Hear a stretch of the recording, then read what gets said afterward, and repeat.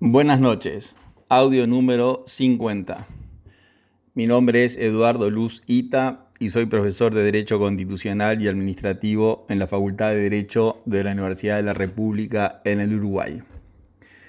Como ustedes saben, desde hace 50 audios vengo analizando desde el punto de vista jurídico el contrato celebrado entre la República Oriental del Uruguay y la empresa finlandesa UPM, que estableció la instalación de la llamada tercera planta de UPM a orillas del Río Negro, en el paraje Centenario, en el departamento de Durazno.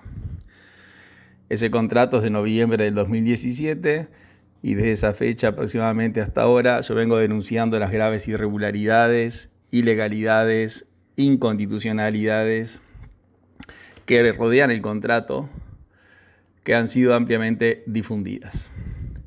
Estos audios los realizo al amparo del artículo 29 de la Constitución de la República, que expresa que es enteramente libre la expresión del pensamiento y que quien así actúa no debe tener temor a represalias de ninguna especie, ni jurídicas, en toda su naturaleza, penales, administrativas, civiles, etc.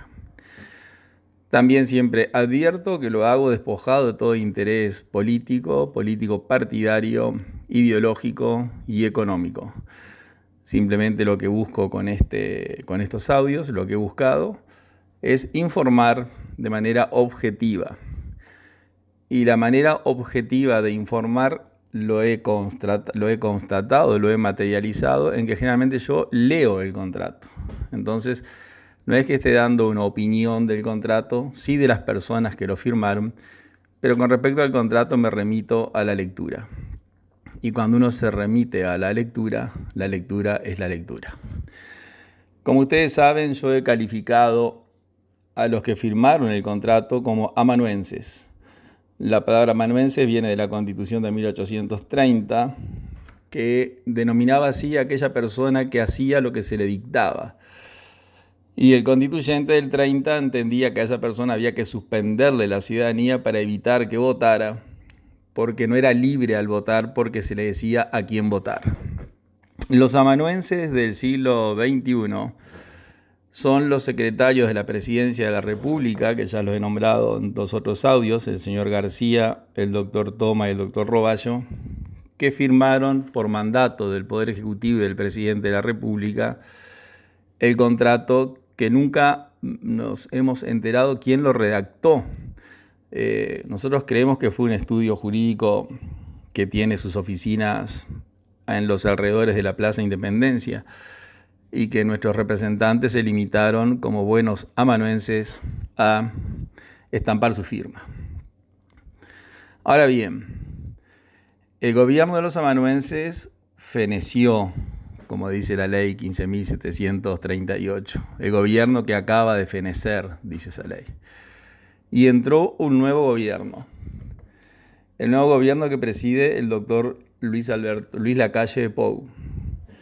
Al doctor Lacalle no es mi amigo, pero lo conozco, y también conozco a su ministro de Transporte y Obras Públicas, que tampoco es amigo mío, pero lo conozco, y lo sé personas honorables, personas de palabra y personas con formación jurídica. Hace muchos años que están en política y de ellos se podrá decir que uno no coincide con lo que opinan o lo que dicen, pero no se ha divulgado nunca una acusación contra su honorabilidad. ¿Por qué digo esto? Porque el ministro de Transporte y su subsecretario, que también es una persona honorable, pero el ministro de Transporte declaró en la prensa, hace un tiempo atrás que tengo acá presente la prensa radial, pero después fue transcripto en la prensa escrita. Cuando le preguntaron por el contrato de UPM, el ministro Heber, el actual ministro de Transporte y Obras Públicas, dijo que el contrato era indecoroso. Esa palabra me quedó grabada, indecoroso. Y si yo voy al diccionario, la palabra indecoroso significa, o los sinónimos de la palabra indecoroso son indecente, grosero, insolente, indigno, sórdido, obsceno, deshonesto o inmoral.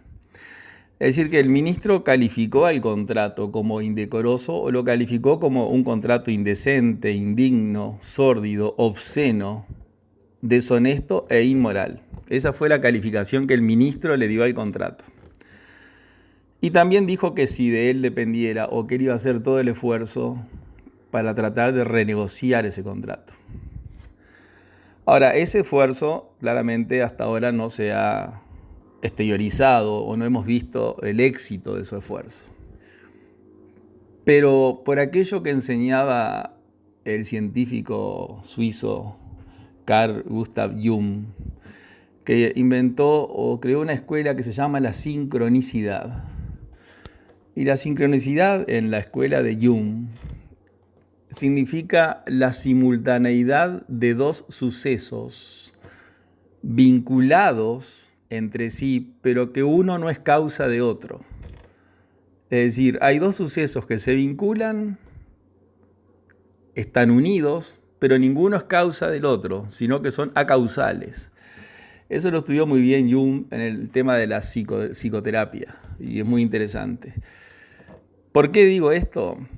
Porque la empresa UPM básicamente se piensa instalar en Uruguay en ese contrato indecente, obsceno, deshonesto e inmoral que dijo el actual ministro de Transporte, para hacer pasta de celulosa, para hacer papel para China. Ese es el destino de la celulosa, va a China para hacer papel higiénico para los chinos. Ahora, ¿qué pasa? Desde China nace un virus, que es harto conocido, el coronavirus, que tiene en vilo al planeta. Se dan cuenta de la simultaneidad de Jung.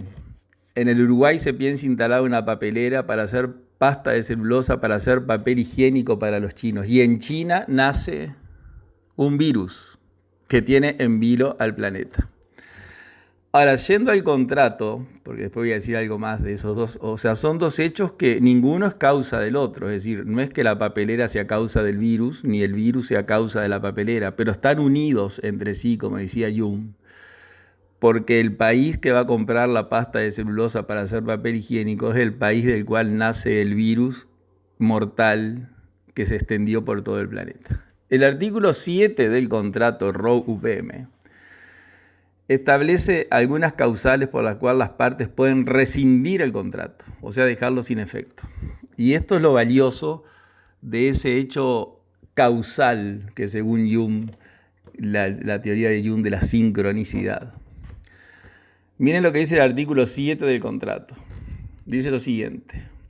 Causa extraña y no imputable. Se entiende por causa extraña o no imputable a un evento imprevisible o irresistible que impide que una parte cumpla una, alguna o todas las obligaciones del contrato, en la medida que dicho evento no pueda ser superado, evitado o resistido.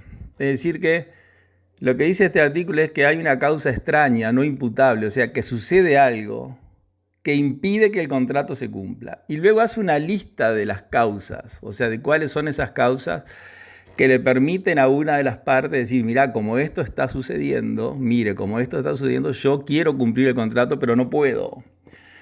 Y en la lista, en el literal A, tiene 4 literales el artículo 7, pero el literal A dice explosión, hechos de la naturaleza, incluyendo sequía, inundaciones, perturbación atmosférica, tifones, huracanes, ciclones, terremoto, tsunamis, deslizamientos de la tierra, hundimientos del suelo o epidemias.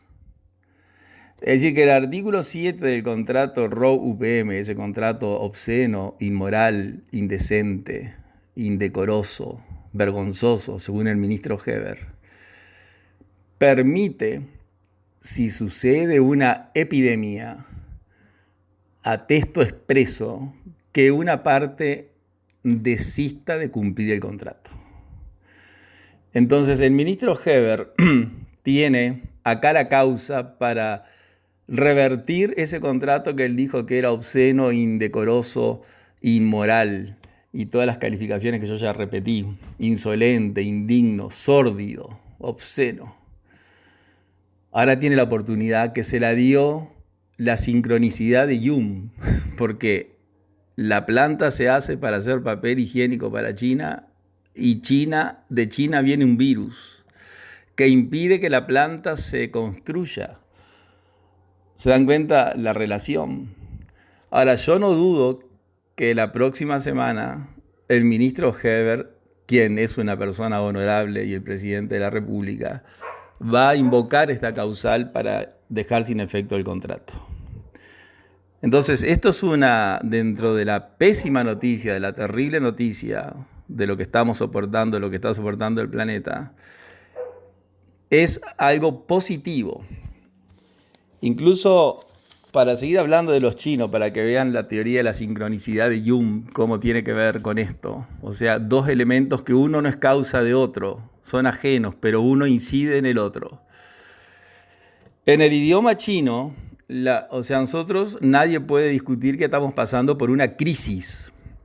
Esa crisis nos impide cumplir el contrato porque Uruguay va a tener que destinar miles de millones de dólares a sustentar la población uruguaya y los 4.000 millones de dólares que le va a dar a UPM para hacerle el tren y otras exoneraciones tributarias, lo necesita para sostener a su país, a su nación. El presidente Lacalle ahora necesita ese dinero, no para una planta, sino para su pueblo.